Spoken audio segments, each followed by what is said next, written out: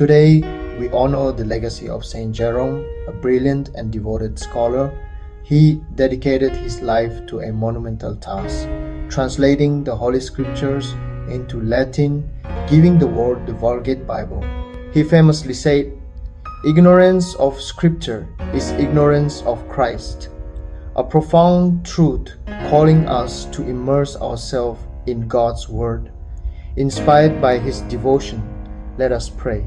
Saint Jerome, patron of translators and seeker of truth, grant us discerning wisdom in this complex digital age.